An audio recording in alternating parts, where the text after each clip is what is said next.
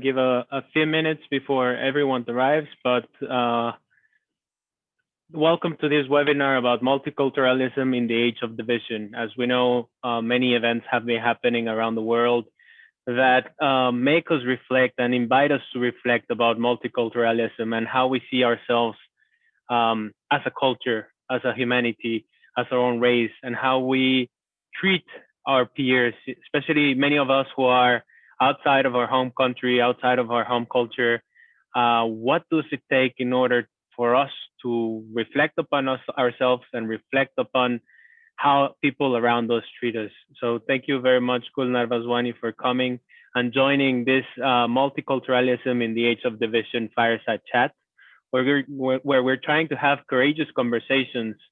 One thing that I remember you told me is let's have an open discussion. Let's talk about anything. So everyone, please be welcome to put any question in the Q&A, to put any comment, any thought that you have in the chat. Gulnar will try her best to answer it. But yeah, welcome everyone.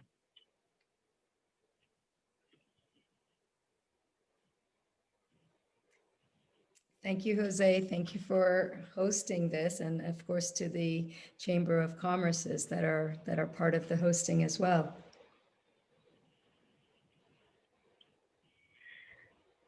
It's going to be very interesting talk, and I'm looking forward to what the discussion comes and where it brings us, right? Because we're welcoming every kind of question. Anything is welcome.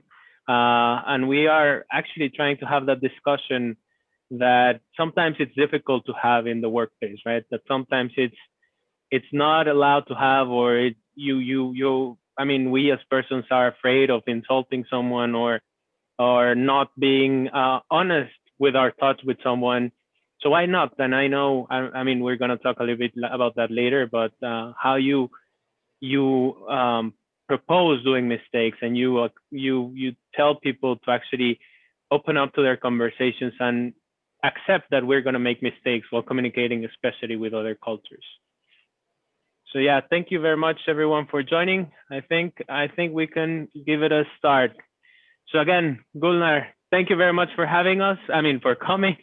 Thank you for the Mexican Chamber of Commerce, who is organizing this, along with the Belgium-Luxembourg Chamber of Commerce in Hong Kong and the Finnish Chamber of Commerce in Hong Kong. Please feel free to write any questions in the Q&A section below. As soon as we see it pop up, we will try to answer it in order to have that discussion. In case you want to open your mic and say the question out loud, we would be more than happy to open up the mics for you. So please just put a note next to the question in the Q&A section that is below in your Zoom account. So just talking about a little bit about Gulnar, she's a cultural navigator. She has experience in the industry, but one of the most important things and one of the very interesting things that she has, and I think she will talk a little bit more about this later, is that she has been living and she has been experiencing various cultures and very different people all over the world throughout her life. I have seen now, will be the third talk that I see of Gulnar, and every time that I attend one of her talks, it's very interesting to see how her approach to cultural conversations is very different, how she challenges the quotas and how she challenges the status quo on how to treat and how to deal with this diverse world that we currently live in.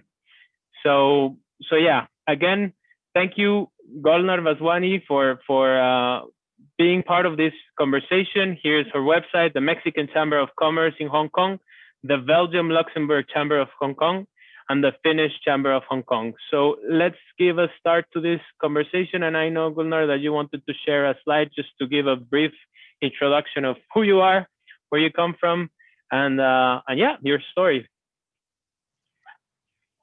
Thank you, Jose, and thank you again for everyone who's dialed in. So I'm going to give you a little bit of a funny introduction to myself. I am from the growing population called Where Are You From? No, Where Are You Really From? Global Citizens. And I say that because, I don't know, can you see my slide? We can see your slide now. Yeah. So this is sort of my trajectory. Let me just see. Yeah, so this is kind of where I started. I was born in Bombay and now called Mumbai, and moved all around the world. And you can see this arrow go round and round and touch most of the continents. But my home city, I still think, because that's where I grew up and where my mom is Miami, Florida. And so growing up as an Indian immigrant to America, growing up in Miami, for those of you who know Miami, Miami is more like South America than it is North America.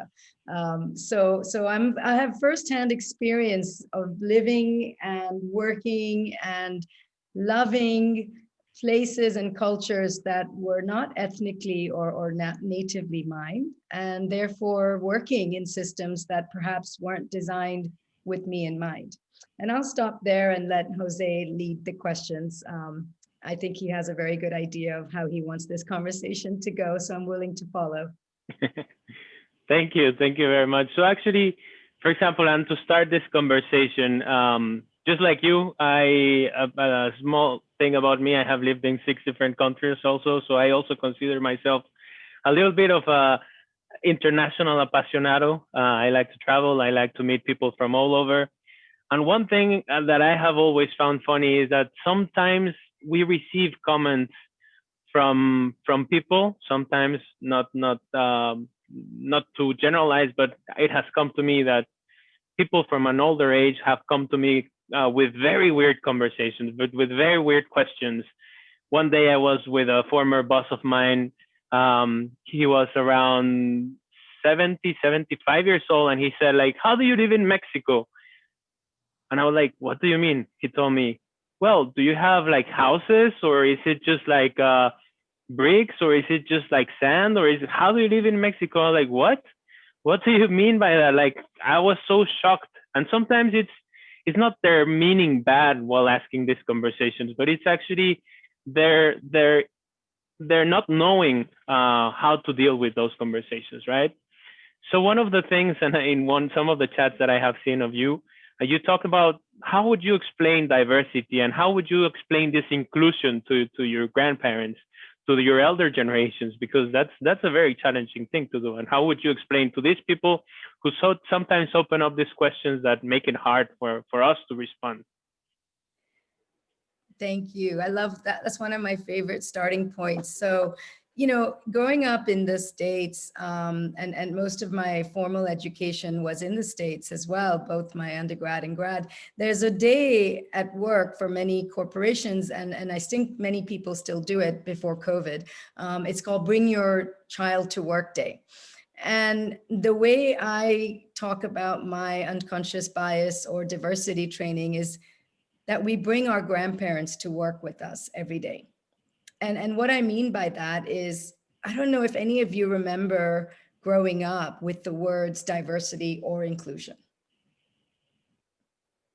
I didn't. Don't think so. And this is the great thing about the English language, or any language, right?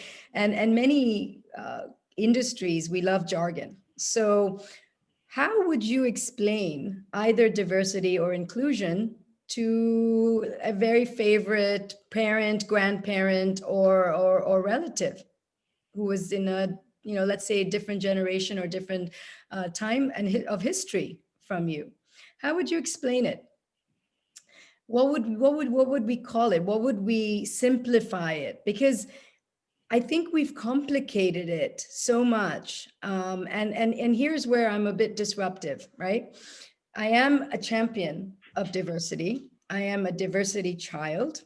I am a global citizen, a global cosmopolitan. But I have a hunch that we as the diversity community, and by the way, it's important to know that I've only been doing this the last 10 years. I transitioned from a finance, risk, and compliance background. So after the 2008 market crash, I decided to take a leap of faith. And so diversity and inclusion, even 10 years ago, didn't have the emphasis and the urgency and the momentum that it does today, right? So it's a very reactive industry.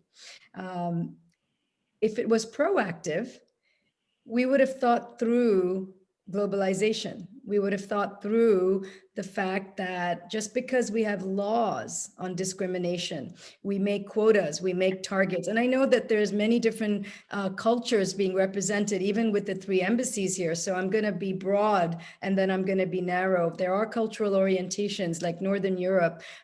Diversity and inclusion means very different than South America or North America. So and I'm also going to be culturally sensitive to Asia, which is where our context is, which is our playground is, right? I would like to say that I'm a cultural expert and I'm Asian origin, but I've lived all over the place. So how does culture, national culture, impact this definition, this understanding? Do the laws and the targets and the quotas that we're now seeing the entire community, the corporate community, respond to the recent incidences that have happened around George Floyd, at least in America? Do those ensure that we lower the borders of our heart? Because we can lower the borders of trade. Globalization has done that. We can lower the borders of migration. Globalization has done that.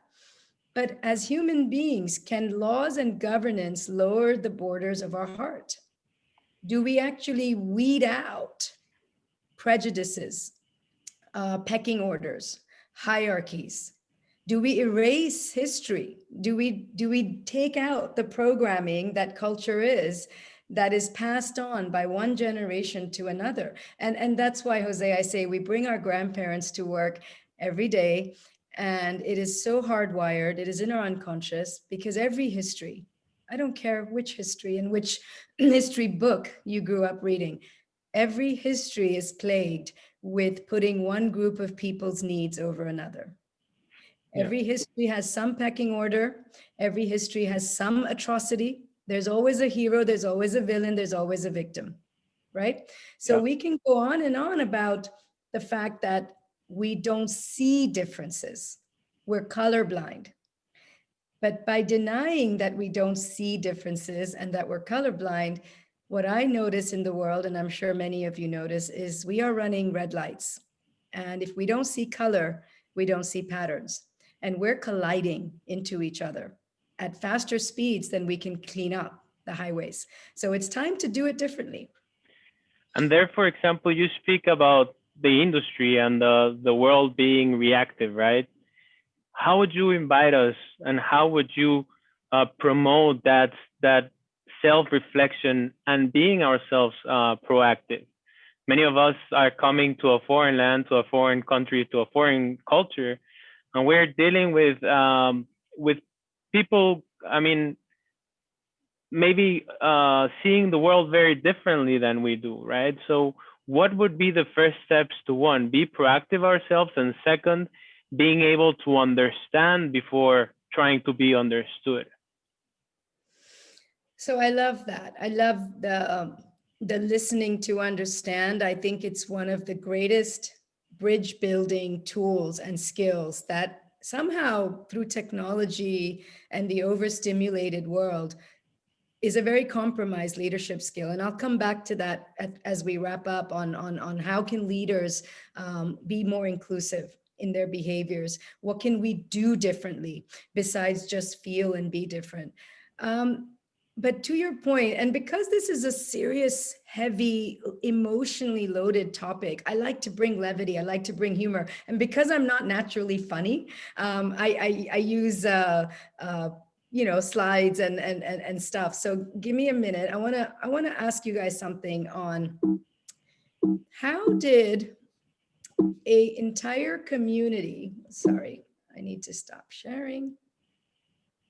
And how did we make culture into such a sensitive topic? I mean, a generation, and by the way, we have 4 generations working together in the workplace, right? A generation that grew up on Family Guy and The Simpsons where it's just the most politically incorrect shows I've ever seen. But how did this generation become so charged? Because we live in the most inclusive, prosperous, advanced, and diverse societies of all of human history. But at the same time, we live in the most polarized Mhm. and emotionally charged. So, how did we get to this dichotomy, right? And how does diversity and inclusion, or how has diversity been rolled out or introduced to the global marketplace? It's been rolled out in a sense of representation, right? Where do you represent? Where are you from? Again, it comes back to that wonderful question. It's not just where are you from, it's where do you sound like you're from? Where do you look like you're from? How do you talk? How do you dress? So for all my life, and I'm in London, by the way, I'm dialing in from London today. I've navigated 4 continents over the last 25 years, and I'm hoping that becomes less than 2 as I grow older. But that's a side note. Where are you from is a loaded question in the 21st century, because less than 50 years ago, it was a relevant question, right? We pretty much come from homogenous red, blue, yellow, pink. We all kind of stuck to ourselves, and then we started to cross migrate and move around the world. So this is an example of what we've done with diversity. This was a Women's Day conference that I spoke at the Dublin Convention Center last December. And again, we make these women's groups, we make these LGBT groups, we make these, camps.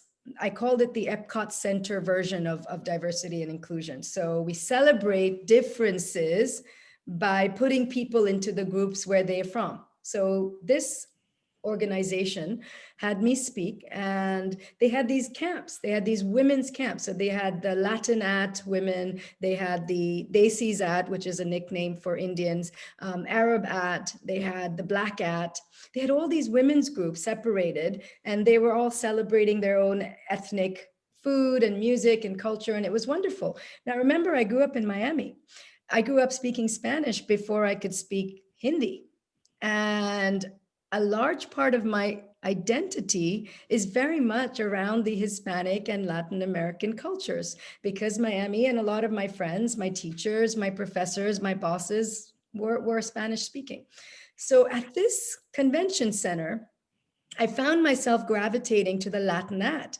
And the reason I'm holding this sign up is because the Indian booth, who could recognize me or some parts of me, because most times people think I'm not Indian enough, I'm not American enough, I'm not anything enough, right? No one identifies me to anything. Here in London, everyone thinks I'm Arab. So, because my name is, and I play with it. My kids and I, we all love it. We play with it. And so they asked me, they go, do you want to hold up your sign and take a picture with us? And so this goes to show you, Jose, how we have approached diversity and inclusion, right? And I see it as a problem and a root cause. And as a community of global citizens, we've got to co-create a solution. How do we reach a balance of recognizing, embracing, and celebrating differences, but then not being highlighted or identified or marginalized or even selected just for our differences, right? Nobody wants to be the diversity candidate. I work in board diversity. I work with gender leadership. I work with many boards, CEOs, organizations who are striving, very authentically striving for inclusion and mitigating the risks of bias and decision making. I work with many boards that are pale, male, and stale, just to be inappropriate. I work with many boards that are homogenous, that are very much chairman's friends.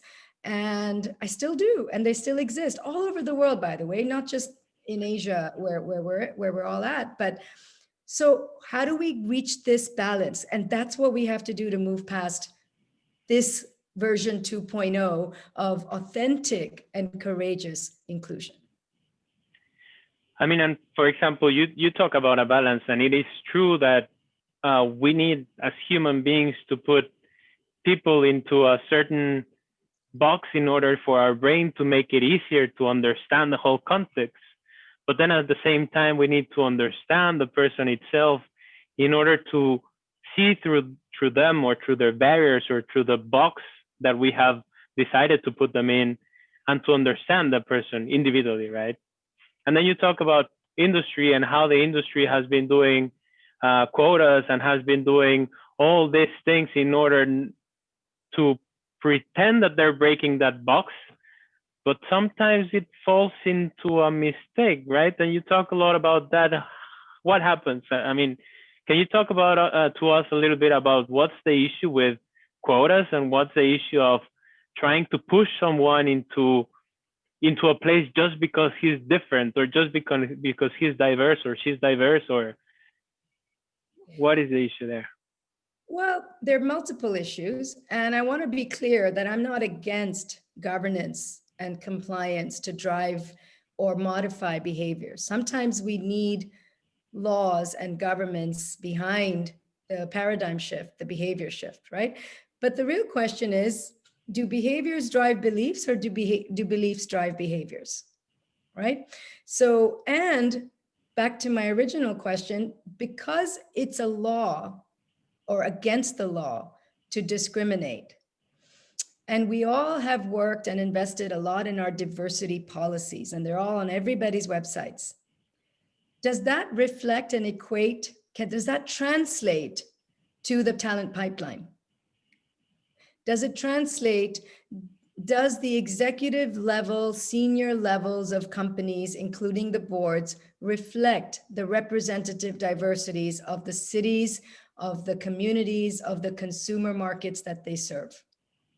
The answer is no, not even in Hong Kong until many years ago. And I've been working on the compliance side of this, along with many think tanks and incredibly powerful organizations like Community Business and the Women's Foundation. And I remember, I think it's 2014, there was a Hong Kong securities legislation that was finally passed about diversify your boards, either comply or explain, like in many parts of the world.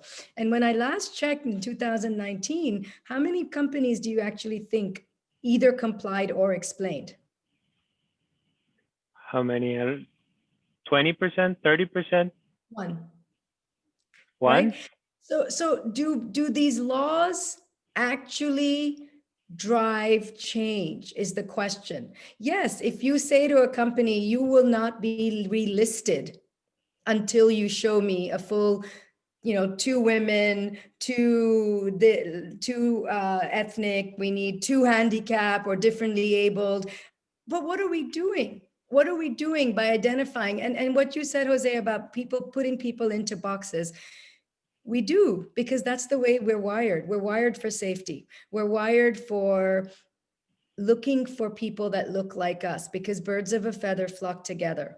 Yeah. That's not something that is mean or not global or not culturally sensitive. When we first moved to the States, my dad, who, obviously is the first generation economic migrant from India, anybody that remotely looked like they were from Southeast Asia, okay, it doesn't have to be India, it could be Sri Lanka, Pakistan, Bangladesh, he would get really excited. So we're not saying that why do groups cluster? Why do groups gravitate towards each other? Why do they marry? Even I've looked at global citizens, second, third generation, they end up still marrying from their own community.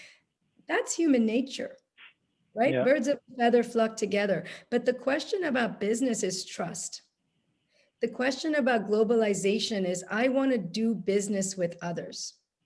I want to penetrate and expand. My growth strategies are tied to my inclusion, into my ability to grow cross-border, to be cross-culturally literate, to be cross-culturally sensitive. Right? So how do we reach that balance again, the middle way of being literate, sensitive, appropriate, and local? How do we think globally but act locally, but truly have a unique business case and understanding of the nuances, the subtleties. I don't mean reading tourist books, like the travel books, like, oh, I don't mean that. I don't mean like some people say. I mean, I speak to expats and talent mobility candidates. Culture shock is real. I speak to them all the time. I coach people who've been in Asia for 30 years and then they go home and they don't even feel like they're from their home country anymore, because reverse culture shock is real too. Yeah. How do we upskill for this? Where is the training? Where is the education? Education hasn't prepared us for this reality. We did not account for the human element of cross-cultural globalization. We now have degrees. INSEAD has a degree called Global Cosmopolitans. It's about, all of us, a third culture, non-identifiable, growing, where are you really from people. Mm-hmm. But if you kept putting me in a box, what box would you put me in? 10 years of my life was Africa. 10 years of my life was India. 15 years have been Hong Kong. Bits and pieces in Europe.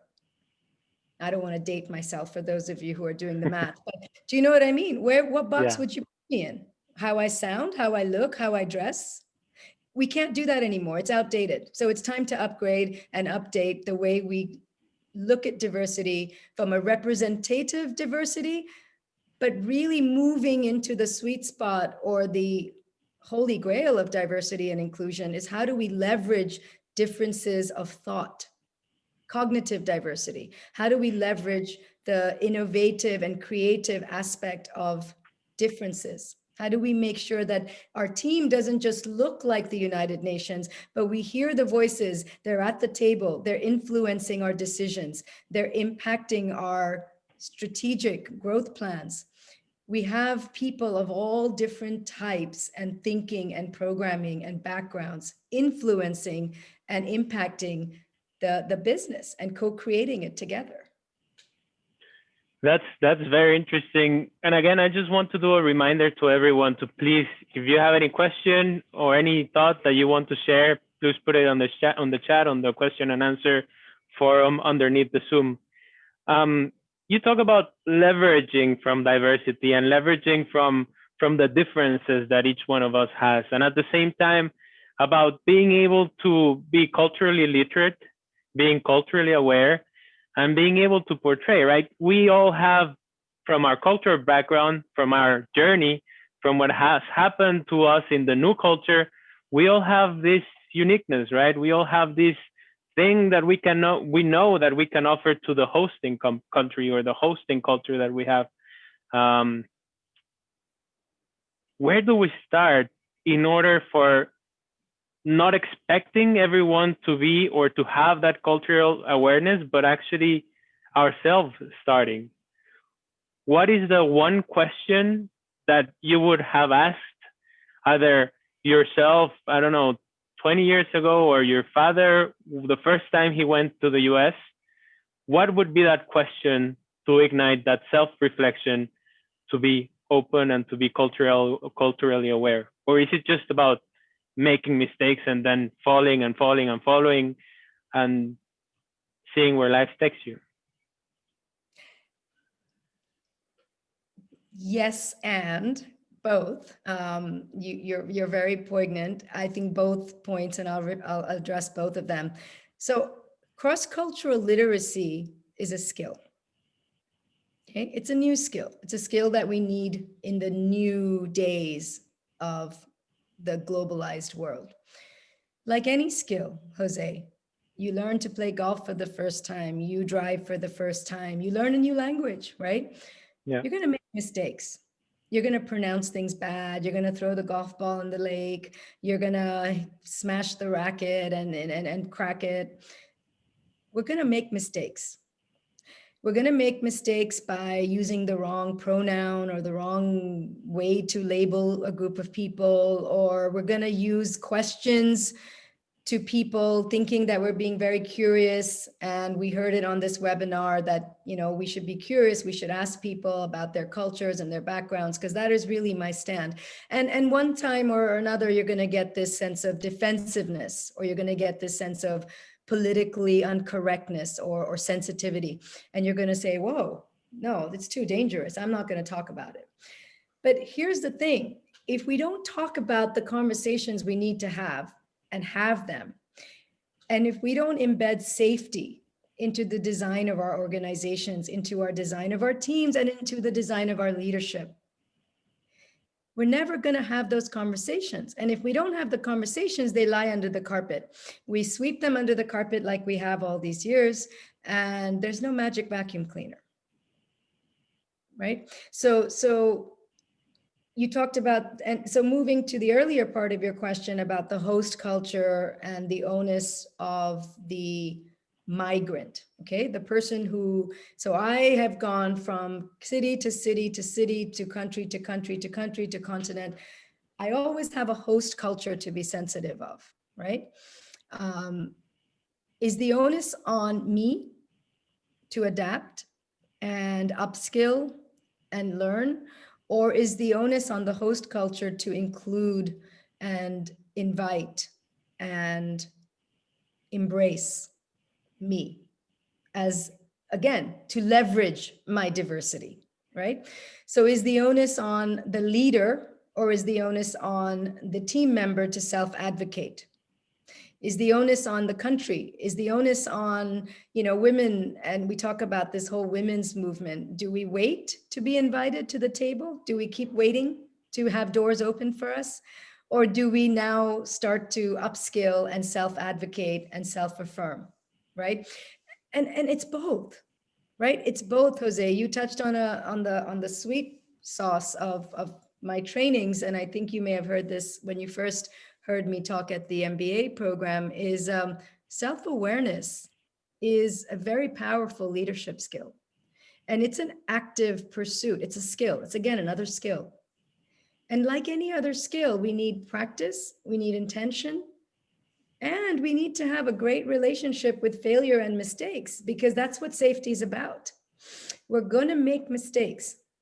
But if we don't even try, and if we don't even acknowledge, and if we don't work at the awareness, then we don't have the choice to shift anything, to shift behaviors, to shift paradigms, to shift beliefs. Awareness precedes choice, but then that means the choice to do what?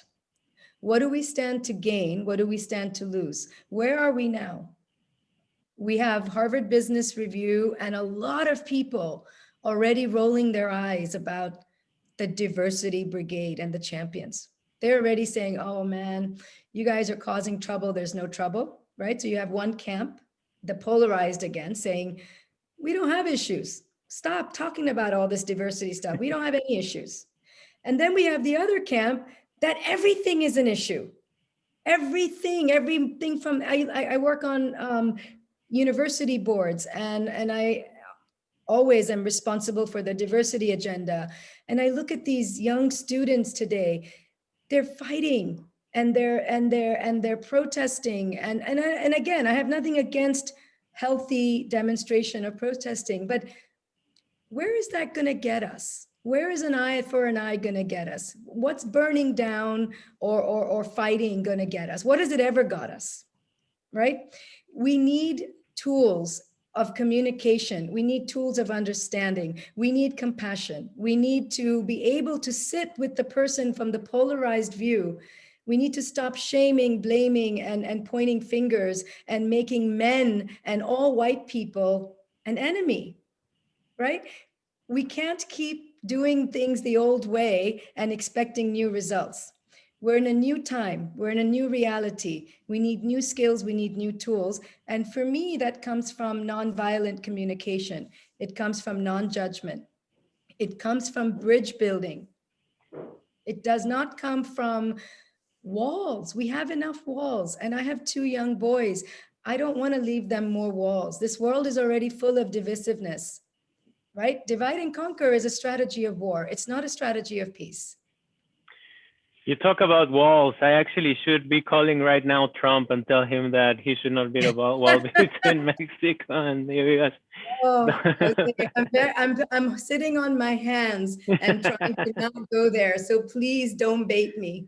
No, I'm just against the wall. That's it. But you talked about how, for example, And I really like that not polarizing and not seeing the other side as an enemy, right?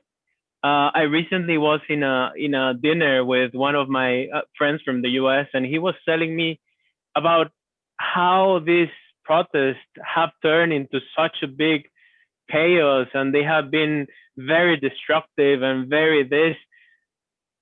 And I told him, well, yeah, because some people, a smaller number of people are actually destroying things, which is never okay to destroy. In my personal belief, it's not okay to destroy things. We are missing and we're diverting from the actual fact that people are actually fighting for things that are true, injustices that have happened there.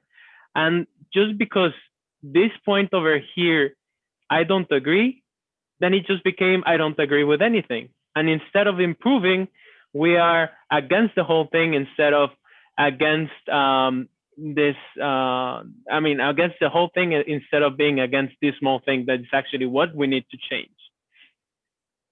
And then, for example, this relates a lot with a question that we have just received, which someone asked. I am currently working in a Hong Kong in a very local company. All my colleagues are locals. How to start learning and teaching our differences? And what is the line between my work and their own work culture?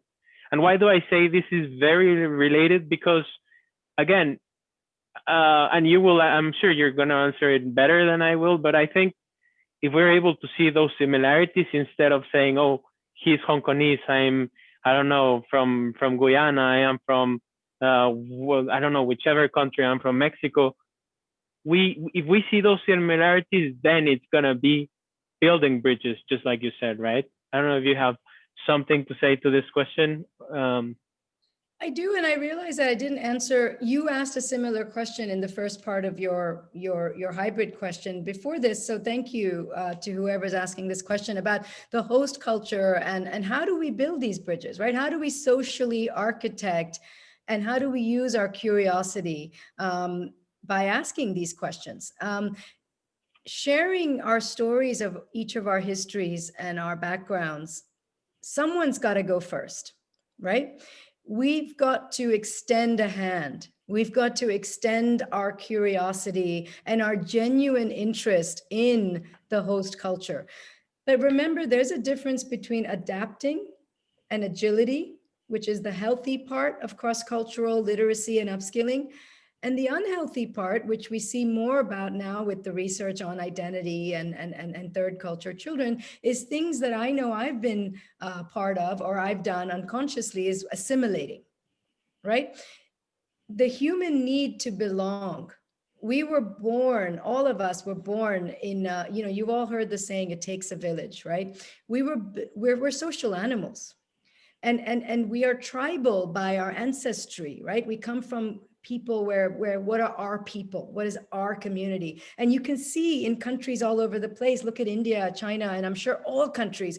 Even I look at the different Spanish speaking, Hispanic, Latin American countries. Everybody can divide, right? North and South Italy divide themselves.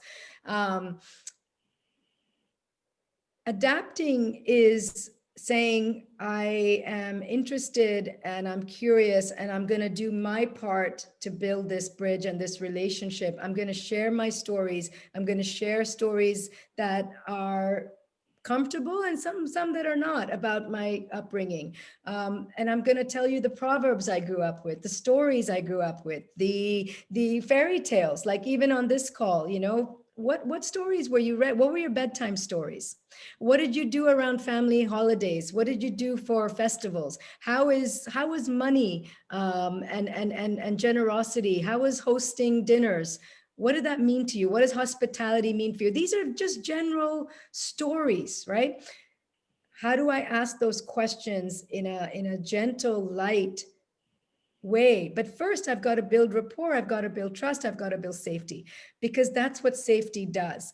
The safety says, I'm coming from a place of curiosity and genuine interest, and there's no wrong answer here. There's no bad intent. And I'm not really trying to get in your head to use it against you, or I'm not trying to put you in a box, because I'm genuinely interested. What does your name mean? Were you named after a favorite grandparent? What did you do for holidays? So, but assimilating is me pretending or hiding my ethnicity or my sense of identity just to fit in, so I can fit in and belong. And I see this all the time. And by the way, I see this with my expatriate clients in Hong Kong Chinese dominant cultures as well. So this is not a one way, this is a two-way streak, right? Mhm. I hear many times that we're not asked for lunch. We're not really included. We don't really get invited, right? I hear it all the time. So, and then I hear it from my Hong Kong Chinese clients and colleagues and friends that, well, sometimes it's a language issue. Well, sometimes we feel like we don't have much in common. We don't really have this. So you're sitting two desks away from each other, but you don't have the tools to bridge this, to build this bridge. And it comes down to, yes, some communication tips, yes, some ideas, but just a genuine will, right? There's the will and there's the skill. And both of them require me to take a shot. And if I get it wrong once, I take another shot. And I keep taking another shot until someone answers me back. And that's how I've done it. Everywhere I live, I have local friends. I have dinners, lunches. They're in my house. They're in my parents celebrated that. We grew up celebrating Rosh Hashanah and Yom Kippur, and I danced quince años, and we had people over for Diwali. My parents modeled that. Most of my friends were Cuban, not even Spanish speaking. Miami's very Cuban. Most of my friends were Cuban or Jewish American or Black American or some sort of ethnic American in our neighborhood, and we celebrated all the religions, all the practices, and it was modeled, it was celebrated, and everybody was welcome to our home to celebrate it. So that's the litmus test for those of you listening. If you've lived in a land for 5 years or more, and you haven't been able to bridge that, ask yourself why. Ask yourself what's missing, and what do you stand to gain by building this genuine curiosity and interest. That's very, very interesting. I recently was with some friends talking about something similar, and yeah, I've heard that pop up a lot of times where they say, well, they don't approach me, they don't come, they don't invite me for lunch, or this doesn't happen, or this doesn't. But as you say, it's us opening to them the doors, right? Us being able to say, hey, I'm here, I'm vulnerable, I'm okay making mistakes, I'm me. This is me. This is my culture. This is who I am. Accept me as I am, and then I will try to understand as much as you. I'm sorry. I will try to understand as much as I can from you, and then you will accept me as I am, because we can leverage from each other. So then Robin asks a question. Thank you very much for your insights, he says. And my question is about essential skills for cosmopolitans. You have mentioned a few already, cultural sensitivity, for example, but you could please give us another summary. I guess also this last uh, answer about us being open and us being the ones opening and creating the bridges is part of that um, very essential skill for cosmopolitans. But what else do you see as one of the most important skills?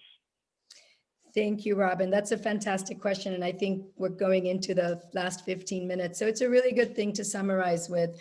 I get asked that a lot, right? I get asked that. So what do we do differently? What do we look at? So yes, there's the broader umbrella of cross-cultural literacy, cross-cultural sensitivity, the upskilling.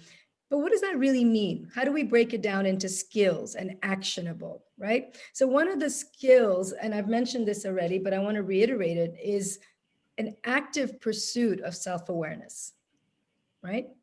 Um, if you have a strong aversion or a strong attraction to anyone or anything, even to me, on this call, it is usually indicative of a bias, right? And remember, I said awareness precedes choice.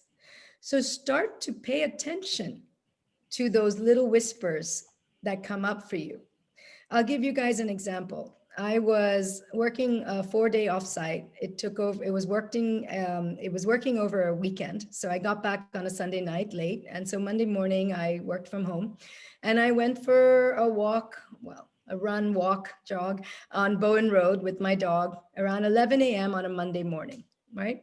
And I had a young Caucasian male that ran past me. So for those of you who know Bowen Road, it's very narrow and you barely catch each other for a second. And he must have been in his late 30s and he was Caucasian and male. And as soon as he passed by me, I was immediately, my unconscious bias, my little whisper said, I wonder why he's not at work, or I wonder if he's unemployed, right? Catch your thoughts, your inner thoughts, be reflective. Now that's on the inside. Here I am, a diversity enthusiast, champion, consultant, strategist. I'm a champion for gender leadership. I believe in a gender neutral lens. I believe in so again, consciously, that's me. But unconsciously, there is still a part of me that's programmed at some level, whether it was not my generation or my parents' generation, but we carry our grandparents with us. That Monday afternoon, midday, I could be a flexible working professional, but why wasn't he at work? Right? So I caught my own bias. So strong aversion, strong attraction, either side, a negative or a positive bias is still a bias. Catch them. The second skill I would look at is active listening. Test yourself. Ask yourself, are you really, and feed that back, right? Repeat back, clarify what you hear.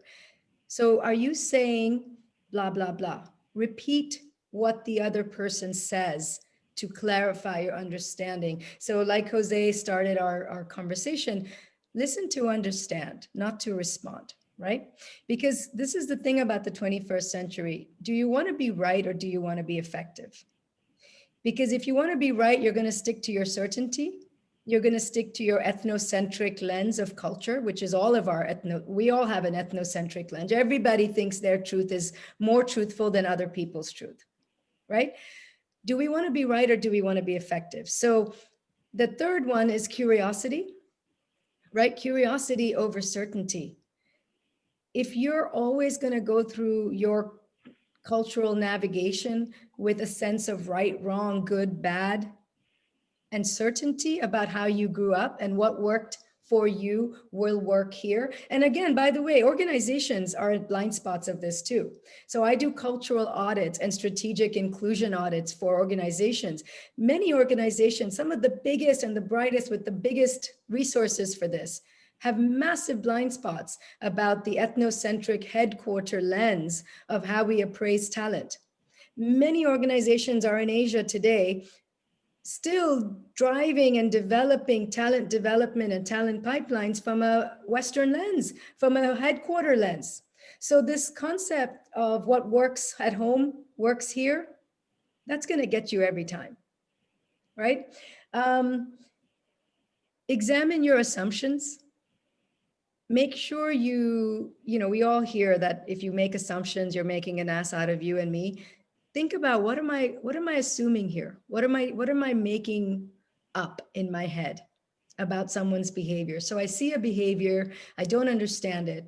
And when I go into judgment, can I go into curiosity just to suspend that judgment enough to try to be that bridge builder, right? And let's see, I have notes here. I wanted to address this anyway. Inclusion comes from really mining for differences and making sure all the voices have been heard. So even if it's somebody around the table, pay attention. If you're leaders who run team meetings, even virtual meetings, it's much harder, by the way, to do this in virtual meetings. But if you're a leader or a team leader and you're responsible for inclusive team meetings, make sure that each one of your members have had something to say or contribute or participate. And sometimes that means taking your dominant members or your more vocal members or your more outspoken members or your more extrovert members to silently or casually kind of shush them up so that we have more voices at the table. Right? Remember, there's all types of biases. We have biases towards extroverts. We have biases that say the early bird gets the worm. But the opposite side of that in our part of the world is the first one or the early bird gets shot first. So we have assumptions. We make generalizations that Asians or Chinese don't speak up. Indians speak too much, right? We have so many stereotypes and assumptions. I hear it all the time. I'm on the call and I hear this headquarter person from Europe or Asia or America saying, do we have Asia on the call? Who's Asia? Asia is not a culture. Even if we have China on the call, what part of China? Right? So let's be very careful about how we approach culture and cultural differences and sensitivities. But not That's too careful, otherwise we won't go about and just say, oh, okay, I made a mistake. I'm going to do it differently now. it's a balance. It's always a balance, right? And I think that that last statement that you were talking about, being careful and leading the way, comes very on point with this. Also, another question: how to stop conversations to lead to that lead to separation. For example, I have been in conversations where people directly say foreigners should not have local couples, or that they are surprised why women is doing a certain job. So again, talking about assumptions, talking about how to lead that direction and that discussion within a conversation in order not only to give our point of view, right, but also to make other people reflect. And I recall from one of your talks the other day that you talked about emotions, right? So for example, I'm sure that the person who is asking this question felt something when when these kind of questions were happening, right? Whether it was angry, whether it was annoyed or was irritated by the person who asked that question.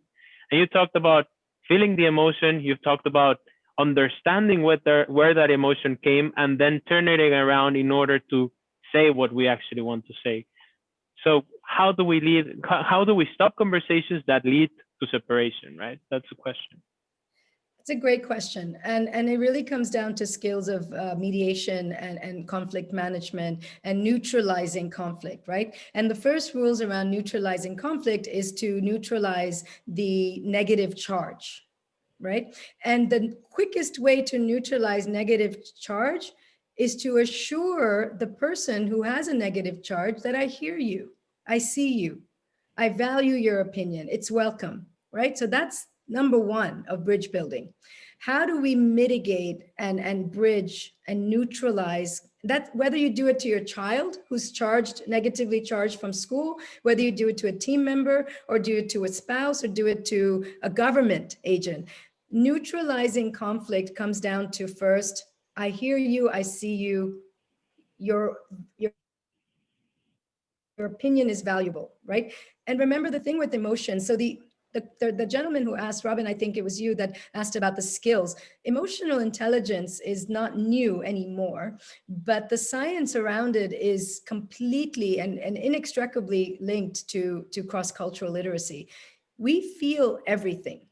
We feel before we think, whether you're a man, whether you're a woman. So a lot of these culture, gender stereotypes don't equate to biology, right? The brain of a man and the brain of a woman, we feel first before we think.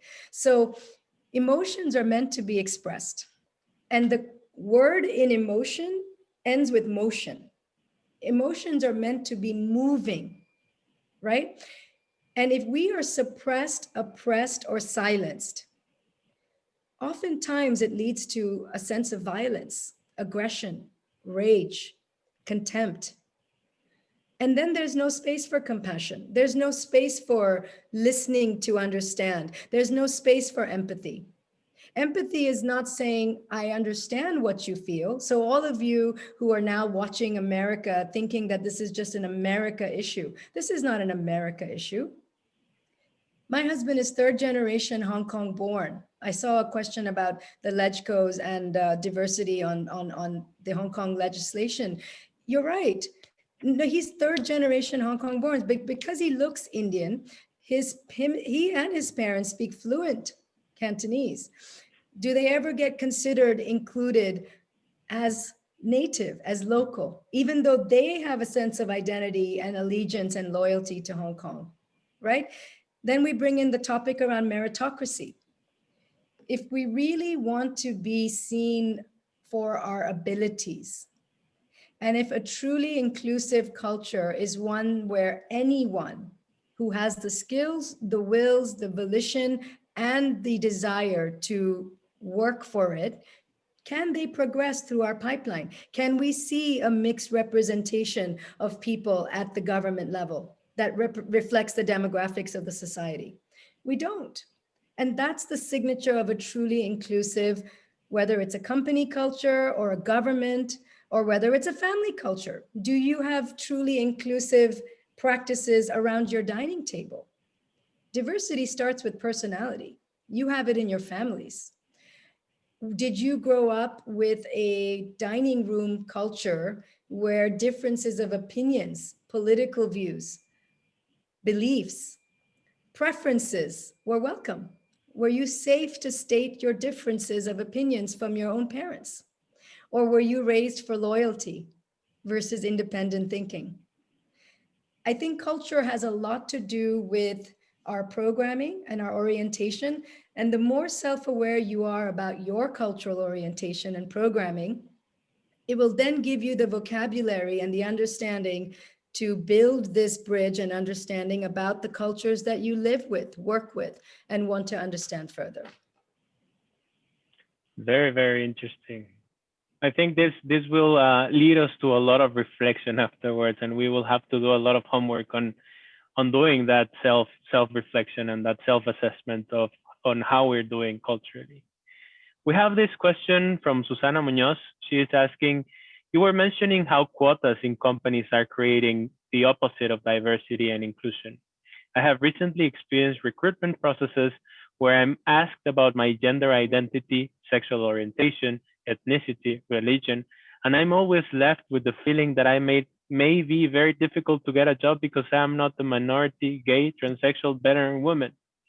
What can companies do to really achieve the goal of hiring staff based merely on their skills and regardless of their social, economic, and cultural background? It's such a powerful question. And I'm laughing because we've got to laugh at this, right? We created this. We created this confusion of see me for my differences, but then don't just give me the position because of my diversity, right? But now what? Where do we go from here?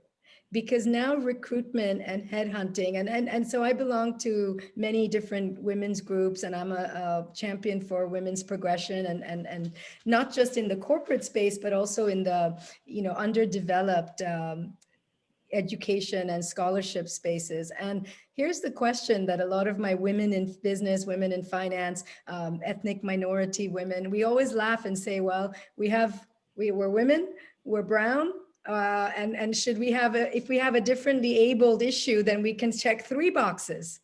But do we want to continue to just be box checking our way through diversity? Do we really want to approach this in the Epcot Center way? Right? Or in the high school way, if some of you grew up in my kind of high school, where you had the cheerleaders on one team and the sporty people on one table, and you had the geeks or the nerds on another table. We're dividing, we're separating. So Susanna, did you say it was Susanna? Susanna, yeah. Susanna, so your question is valid. It speaks to what I spoke of earlier about meritocracy. I want to be seen for my merits, but do I have to keep checking more diversity boxes for you to see me? Because the big conversation around headhunting and talent and women on boards work is, where are these candidates? Well, if you keep looking in the same pond, you're not going to find different fish, right? How do we widen the fishing net, not just because of targets and quotas, But because we truly have authentic buy-in and a business case, I must mention that word. Because if those of you on the call think that diversity is still a risk compliance or a good thing for you to do, or a nice thing for you to do, or it's altruistic, or it's related to your brand, it's related to your, no, it's your competitive advantage. Because people are your competitive advantage. We are in a war for talent. And right now, the fish in the pond are varied, they're many. So if you look at your senior executive teams, your boards, and you can't see both representative or safety for cognitive diversity surfacing, okay, there's a difference. Remember, the real sweet spot is the cognitive, it's the diversity of thought. But if you have a lot of affinity bias and pandering and people saying yes, and there's hierarchies and there's dominance and there's, one or two powerful people and no one can really give feedback, you don't have a feedback rich culture, you're still box checking. And my answer to box checking is, let's not forget about thinking out of the box. Let's pretend we never learned what a box looked like. That's very, very interesting. I think because I'm currently on a lot of those processes, and I've shared the feeling of Susanna of how to deal with such challenge, and being able to reflect and how to also understand the company that I'm applying to. So yeah, these points about understanding where the leadership is, how they include each other, how do they receive feedback, how do they do all this back and forth. I think it's very important while assessing which company we apply to and how they see diversity. And then Waltrot asked, diversity needs to be practiced and visible in the public sector. In Hong Kong, there are very few non-Chinese in public office, in advisory bodies, in LECO, etc. Do you think that diversity is more difficult in the public than in the business sector? Yeah, the question really is how do we enable change, right? And is it difficult? Yes, absolutely. Especially today, not just in Hong Kong, but we have a lot of geopolitical cross connections, right? Where we have a lot of political issues going on all over the world, really. So absolutely. Do I think that it's more difficult? I really can't speak to the difficult level or ness of change, but I can speak to change, culture change. Culture change happens when we stop repeating the behaviors that no longer serve our needs, right? And it happens when we're conscious, when we're aware, and we don't just embed or plaster for safety. We actually break the building down and redesign it for inclusion and safety, because all of our histories were not designed for inclusion. This is a new concept. I come back to our first starting point. These are newer concepts for each language and each culture to now embed it into their psychology and understand it for their own specific nuances. Change happens when we can update and upgrade our belief systems to the realities and to our goals. So we still want more growth, and we're still tied to our growth ambitions, and we still want to work and do business and live with and love and marry across borders. Then we really need to invest in this skill. That's very, very interesting, and definitely we all need that skill, and we all need that self-reflection. And I guess due to the time, I think we can start concluding a little bit. But I have personally really enjoyed how you make it very simple to understand that, for example, we bring all those old beliefs, maybe what my grandmother was thinking or what my grandfather was thinking, into the workplace every day, right? And how it comes down to how we change those biases that we have because of the way we were connecting and we were contacting in our dining table in an early stage, right? And then how you talked about emotions and how we're supposed to feel the emotions and then make it move, make it happen, and make it expressed, have it expressed. Um, you talked about us having to make those mistakes, and being okay and being vulnerable, being okay with making those mistakes, and being okay with offending someone. What's not okay is not to be open to receiving feedback, right? And being aware that if we offend someone, um, if we are able to understand why we did that mistake, maybe they will be also open to having further conversations and to opening up even more. And yeah, to prefer curiosity over certainty. So thank you very much for these words and for these amazing presentations. Is there something you would like to conclude, or like a paragraph or a thought that you would like us to everyone to take away from this fireside chat, this amazing chat that you have given us the opportunity to have? Well, I think I'll end with my a quick acronym that I designed, and there's been many iterations of it. So it's about, it's, I call it the race model, right? So R is to reflect on your own programming, your own culture, your own history. Understand it, especially for those of you who are like me, second, third generation. You've moved a lot. You're very far and removed from your sort of ethnic background. The second one is A, it's accept. Accept that this is part of our history. History is not there for us to like or to approve or to correct, right? It is there for us to understand. And if it's something that triggers you, better, that means you won't repeat it, right? C is to connect. We really need more social architects, and we need to build more bridges, not more walls, right? So connection, we talked a lot about different ways to connect. And E is to express. So express, find the safety, find the courage, find the self-advocacy to express, be the person that starts with the stories, the sharing. Because imagine if we had a neutral aspect or a neutral lens to culture, and we weren't so sensitive about it, and we could ask, hey, what does your name mean? Where is it from? It's very unique. Or how did you, I talked about different examples. So race, why do we need to care about the human race? Because we are one race, right? And so I leave you with that acronym: reflect, accept, connect, and express. Very, very nice. Reflect, accept, Accept. connect, and express. That's very, very nice. So thank you very much, Gulnar, for this amazing presentation.